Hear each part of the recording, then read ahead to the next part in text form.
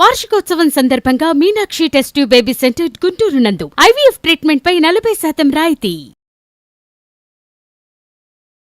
నమస్తే, welcome to Suman TV. Present మనతో పాటు ఉన్నారు సైకియాట్రిస్ట్ డాక్టర్ చక్రవర్తి గారు.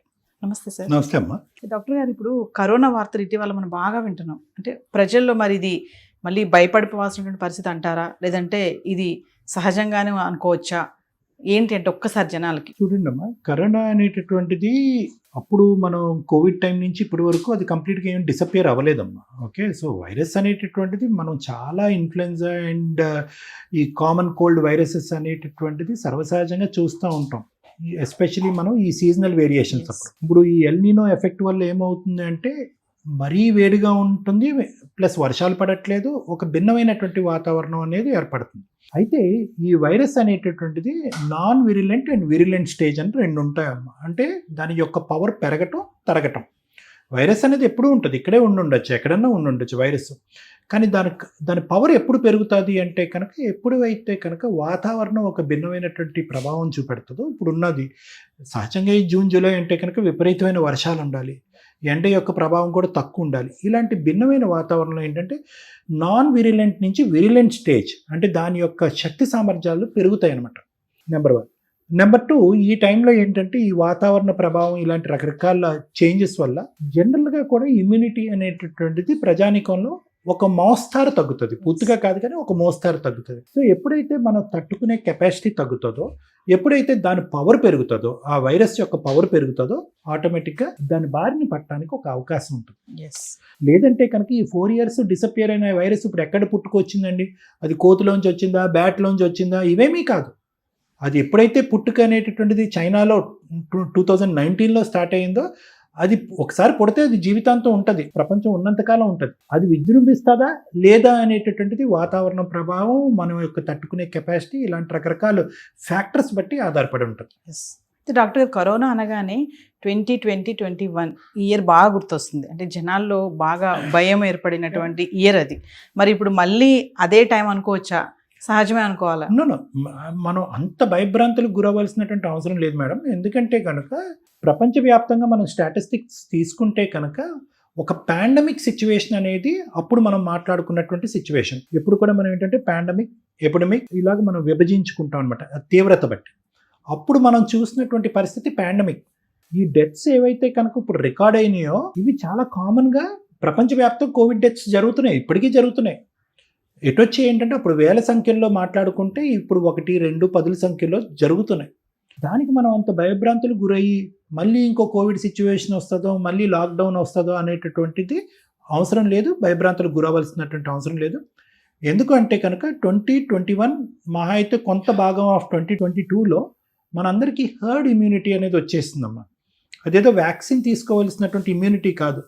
నా దగ్గర నుంచి మీకు, మీ దగ్గర నుంచి వాళ్ళకి, మీ కుటుంబ సభ్యులకి, మా కుటుంబ సభ్యులకి, అందరికీ కూడా ఒక కంప్లీట్గా బాగా విజృంభించేటటువంటి ఒక డిజీజ్ ప్యాటర్న్ కాకపోయినా ఒక సబ్ లెవెల్, అంటే సబ్ డిజీజ్ లెవెల్లో అందరికీ స్ప్రెడ్ అయిపోయింది. అది స్ప్రెడ్ అయిపోవడంతో మనందరిలో యాంటీ కరోనా యాంటీబాడీస్ వచ్చేసినాయి. యాంటీ కరోనా వైరస్ యాంటీబాడీస్ వచ్చేయటం వల్ల అవి మనం షేక్ హ్యాండ్ ఇవ్వటం ద్వారానో, ఫుడ్ తినటం ద్వారానో, రకరకాల తుమ్మటం, దగ్గటం ద్వారా వైరస్ అనేది స్ప్రెడ్ అవ్వకుండా యాంటీబాడీస్ స్ప్రెడ్ అయ్యాయి. సో మనందరం ప్రొటెక్టెడ్. ఒక విధంగా చూసుకుంటే మనందరం హర్డ్ ఇమ్యూనిటీ రావటం వల్ల మనందరం అదృష్టవంతులం, ప్రపంచవ్యాప్తంగా ప్రొటెక్టెడ్. కానీ కొన్ని సందర్భాల్లో ఆ ఈ హర్డ్ ఇమ్యూనిటీ ఉన్నా కూడా కరోనా వైరస్ ప్రభావం పడి కొంతమంది ఎందుకు చనిపోతున్నారు డాక్టర్ గారు అని అంటే కనుక వీళ్ళకి ఆల్రెడీ ఇమ్యూనిటీ తక్కువ ఉన్నటువంటి వాళ్ళు, ఎంత హర్డ్ ఇమ్యూనిటీ ఉన్నా కూడా వాళ్ళు శారీరకంగా తట్టుకునేటటువంటి కెపాసిటీ ఎంత పర్సంటేజ్ ఉంటుంది? వాళ్ళు స్మోకర్సా, లేదంటే వాళ్ళు సిఓపిడి ఉందా, క్రానిక్ అబ్స్ట్రక్టివ్ పల్మనరీ డిసీజ్ ఉందా, ఇతరత్ర ఆరోగ్య సమస్యలు ఉండటం వల్ల వాళ్ళు ఓవరాల్ ఇమ్యూనిటీ స్టేటస్ తగ్గిందా అనేటటువంటి కొంత దురదృష్టవంతులు ఎవరైతే ఉంటారో వాళ్ళ మీద ఈ వైరస్ యొక్క ప్రభావము, దుష్ప్రభావము, విపరీతమైనటువంటి ప్రభావం ఎక్కువ కనిపిస్తూ ఉంటుంది. మరి కరోనా అనగానే ఫస్ట్ చాలా మందికి ఏంటంటే ఒక యాంగ్జైటీ. ఇప్పుడు సోషల్ మీడియాలో చూస్తున్నామండి, ఎన్నో వీడియోస్ వస్తున్నాయి, ఎన్నో న్యూస్ ఆర్టికల్స్ వస్తున్నాయి, అక్కడ చనిపోయారు, ఇక్కడ చనిపోయారు, కరోనా వైరస్ మళ్ళీ వస్తుంది అని చెప్పేసి.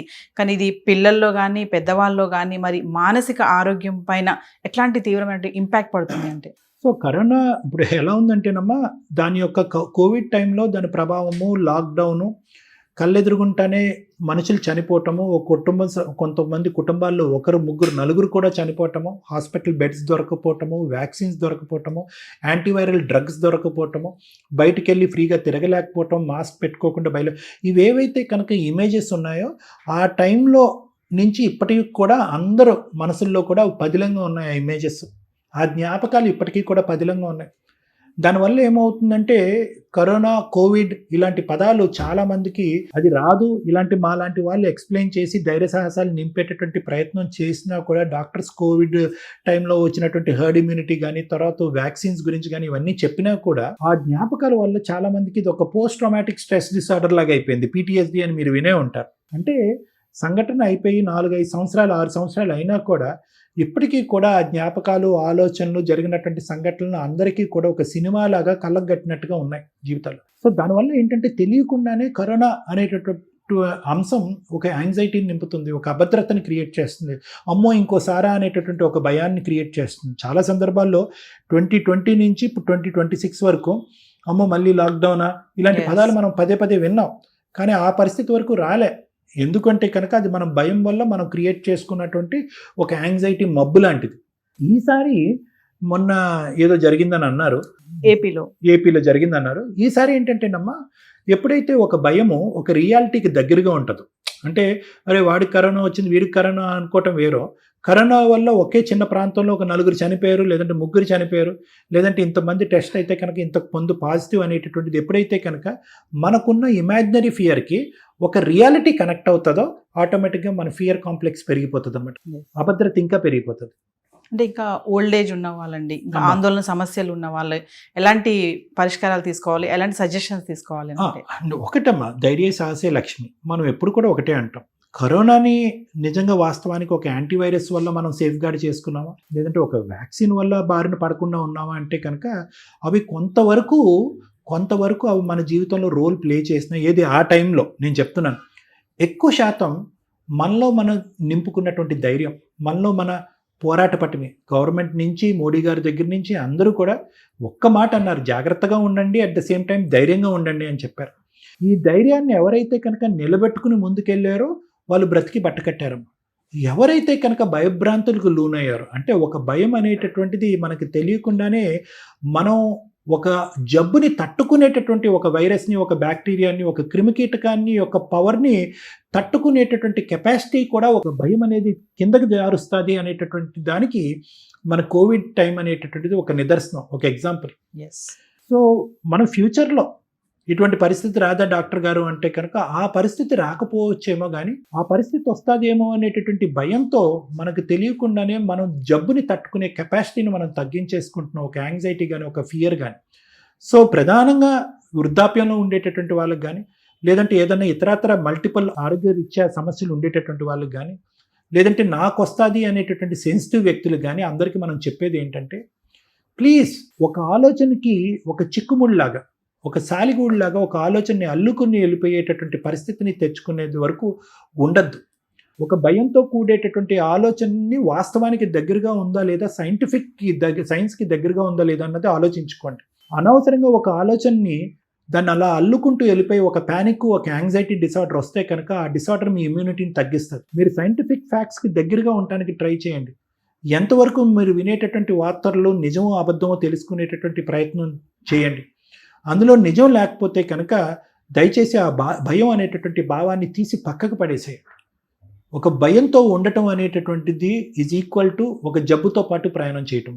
కొన్ని ఫ్యామిలీస్ గురించి మన సొసైటీ గురించి మాట్లాడుకుంటే డాక్టర్ గారు, కొన్ని ఫ్యామిలీస్లో ఏంటంటే కొంతమంది భయపడిపోతూ ఉంటారు, కొంతమంది ధైర్యంగా ఉంటారు. మరి అలా భయపడిపోయే వాళ్ళకి మరి ఎలాంటి ధైర్యమైన మాటలు చెప్పాలి అని? మంచి ప్రశ్న అమ్మా. ఎందుకంటే అందరికీ ఒకటి చెప్తాం, ఒక సెన్సేషనల్ న్యూస్ మాట్లాడుకున్నంతసేపు బాగానే ఉంటుంది, కానీ ఆ సెన్సేషను కొన్ని సున్నితమైన స్వభావం ఉండేటటువంటి వాళ్ళ మీద ఎటువంటి ప్రభావం చూపెడుతుంది అనేటటువంటిది కూడా మనం గుర్తు పెట్టుకుని అటువంటి అంశాలు మన కుటుంబంలో మాట్లాడుకోవచ్చా వద్దా అనేది చాలామందికి నేను చెప్తూ ఉంటాను.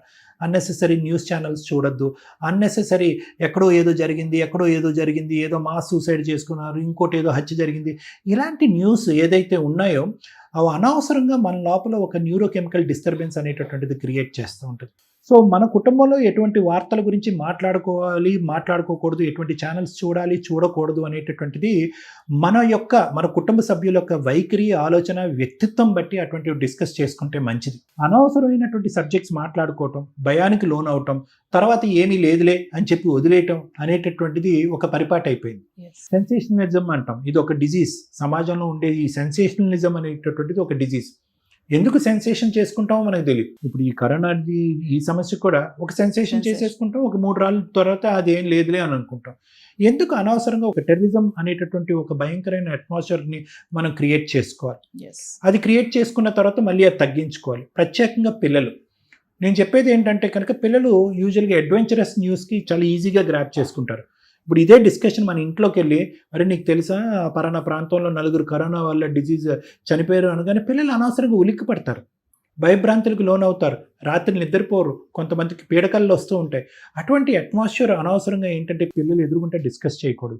ఆ పిల్లలు వెళ్ళి ఇంకో బస్సులో ఇంకో 4 పిల్లలతో మాట్లాడుతూ ఉంటారు. కాబట్టి నేను అనేది ఏంటంటే what we discuss will create the atmosphere in our house. కాబట్టి ఆ డిస్కషన్స్ రాకుండా మనం జాగ్రత్త పడటం మంచిది. ఒకవేళ పిల్లలు ప్రశ్నిస్తే అండి, మరి ఏంటి కరోనా వస్తుందంట, మళ్ళీ లాక్డౌన్ ఉంటుందా, మనకు హాలిడేస్ వస్తాయా, ఎలాంటి కేరింగ్స్ ఎలా ఉండాలి, ఏంటి, మళ్ళీ అందరం ఇంట్లోనే ఉంటామా, క్వశ్చన్స్ వేస్తూ ఉంటారు. మంచి ప్రశ్న అమ్మా. పిల్లలకి ఏదైనా యూజువల్గా బిట్వీన్ 8 to 15 years పిల్లలు, టీనేజ్లో ఉండేటటువంటి పిల్లలు, యంగ్ ఏజ్లో ఉండే పిల్లలు, తెలియని వయసులో ఉండేటటువంటి పిల్లలకి ఎప్పుడూ కూడా వాళ్ళకి ఏదైనా ఎక్స్ప్లెయిన్ చేయాలంటే కనుక ఫస్ట్ అది మనం ఏదైతే ఎక్స్ప్లెయిన్ చేయాలి అనుకుంటున్నటువంటి సబ్జెక్ట్ మీద మనకు పూర్తి స్థాయి అవగాహన, ఆలోచన ఉందా లేదన్నది మనం తెలుసుకోవాలి. ఉన్నది లేనట్టుగా కానీ, లేనిది ఉన్నట్టుగా కానీ, లేకుండా ధైర్యం చెప్పడం కానీ, లేదంటే లేని దానికి ఎక్కువగా భయపెట్టే పరిస్థితి పిల్లలకి రాకూడదు. ఫస్ట్ ఫర్ ఎగ్జాంపుల్ అలా రాకూడదు అంటే కనుక మనం ఆ సబ్జెక్ట్ మీద ఎంత గ్రిప్లో ఉన్నాము అనేటటువంటిది చాలా ఇంపార్టెంట్. పిల్లలకి ఎప్పుడూ కూడా ఫ్యాక్చువల్ బేసిస్ మీద, సైంటిఫిక్ బేసిస్ మీద మాట్లాడటం మంచిది. కమింగ్ టు మరి మనం సిమ్టమ్స్ గురించి మాట్లాడుకుంటే సార్, మరి అప్పట్లో కరోనా అంటే కొన్ని సిమ్టమ్స్ చెప్పేవాళ్ళు, మాస్క్ పెట్టుకోవాలి అని చెప్పారు, దూరంగా ఉండాలి అన్నారు, ఎక్కువ గ్యాదరింగ్స్ చేయొద్దు అని చెప్పారు. మరొకసారి మన సిమ్టమ్స్ గురించి మాట్లాడుకుంటే సబ్ సిమ్టమల్ ఇప్పుడు ఏవైతే కనుక మీరు చూసారో ఈ మధ్యకాలంలో జరిగినవని చాలా చోట్ల ఏంటంటేనమ్మా, ఎప్పుడైతే ఒక వైరస్ యొక్క విరిలెన్స్, ఒక వైరస్ యొక్క గోల్డెన్ ఫేస్ అని అంటూ ఉంటాం, ఆ ఫేస్ పోయిన తర్వాత అది అంత విరిలెంట్గా లేనప్పుడు సబ్ సిమ్టమ్స్ ఎక్కువ ఉంటాయమ్మా. అంటే సిమ్టమ్స్ అంటే కనుక జలుబు, ముక్కు, దగ్గటము, జ్వరం రావటము, నీరసంగా ఉండటం అలాగ ఉండవమ్మా. ఇవన్నీ కూడా చాలా సబ్ సిమ్టమాటిక్గా ఉంటాయి, అసలు వచ్చి రానట్టు, ఉండనట్టు ఉంటాయి. సో కాబట్టి సిమ్టమ్ బేసిస్ మీద మనం జాగ్రత్తలు తీసుకునే దానికంటే సహజ సిద్ధంగానే జాగ్రత్తలు తీసుకోవటం మంచిదేమో. ఆరోగ్యకరమైనటువంటి పోషణ అంటే మంచి హెల్తీ ఫుడ్, న్యూట్రిషియస్ ఫుడ్ తీసుకోవటము, ఎక్కువగా గ్యాదరింగ్స్ ఉండేటటువంటిది వీలైనంత వరకు అవాయిడ్ చేయటము, వీలైనంత వరకు షేక్ అండ్ డూ ఇలాంటివి లేకుండా నమస్కారం అనేటటువంటి సంస్కారాన్ని నేర్చుకోవటము. అంటే ఇలాంటివి మ్యాండేటరీగా చేయవలసినటువంటి అవసరం లేకపోయినా కూడా సహజంగా చేసినా కూడా అవి ఒక విధంగా మనకి ప్రొటెక్టివ్ మెజర్స్. దగ్గేరో, తుమ్మేరో ఇలాంటి వాటికి మనం ఎక్కువగా ఫోకస్ చేస్తే ఏమవుతుందంటే ప్రజల్లో భయభ్రాంతులకు గురి చేసినటువంటి వాళ్ళం అవుతాం మనం. అమ్మో వాడు దగ్గుతున్నాడు, వాడు కరోనా ఉందేమో, వీడు తుమ్ముతున్నాడు. No, it may not be. దాని యొక్క ఛాన్స్ ఇప్పుడు ఉండేటటువంటి స్టాటిస్టిక్స్ బట్టి చూసుకుంటే it may not be even 0.01%. ఇంకా ప్రతి దగ్గు, తుమ్ముకి మనం భయపడేటట్టు అయితే కనుక మనుషులు కలుసుకోవటం, మాట్లాడుకోవటం కూడా తగ్గిపోతుంది. అవసరం లేకుండా మాస్కులు, అవసరం లేకుండా శానిటైజర్లు వాడేసేటటువంటి ఆ పాత పరిస్థితికి మనం వెళ్ళిపోతూ ఉంటాం. యూజువల్గా మన ఇమ్యూనిటీని పెంపొందించుకునేటటువంటి విధంగా మంచి హెల్దీ ఫుడ్, హెల్దీ డైట్, తర్వాత ఏంటంటే హెల్దీ స్లీప్ ప్యాటర్ను, ఎక్సర్సైజు, ఇలాంటి వాటిని మనం నమ్ముకుని ముందుకెళ్తే మంచిదమ్మా.